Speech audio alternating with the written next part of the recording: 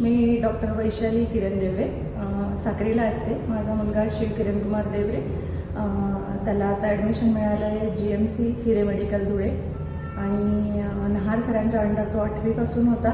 8वीपासून सरांच्या under guidance त्याने बायोचा अभ्यास केला आणि आज जे सीट त्याला मिळालं आहे ते फक्त आणि फक्त नहार सरांमुळेच मिळालं आहे. 11वीत शिवने खूप चांगला अभ्यास केला, पण 12वीमध्ये नीटचं डोक्यातून काढलं त्याने की मला नीट नाही करायचं, मला दुसरं काहीतरी करायचं.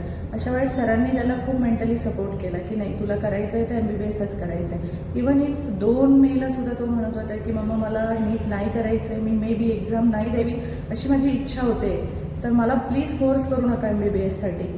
पण परत त्याला थोड्या वेळात असं वाटलं की नाही, मला तर पेपर द्यावाच लागेल, कारण मी नहार सरांना प्रॉमिस केले मला फक्त आणि फक्त नहार सरांसाठी ही एक्झाम द्यायची.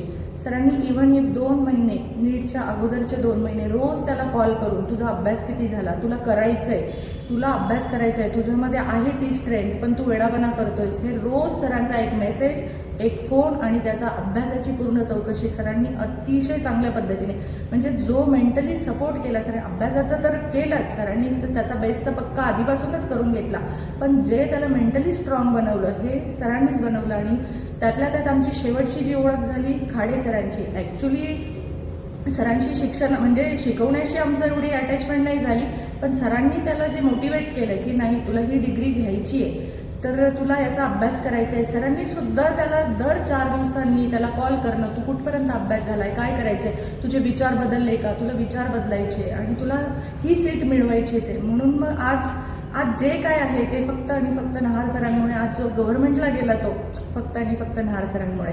म्हणून आज सरांना भेटायला यायला पण खूप छान आनंद वाटतोय आणि thank you so much DNA team आणि थँक्यू सो मच नहार सर.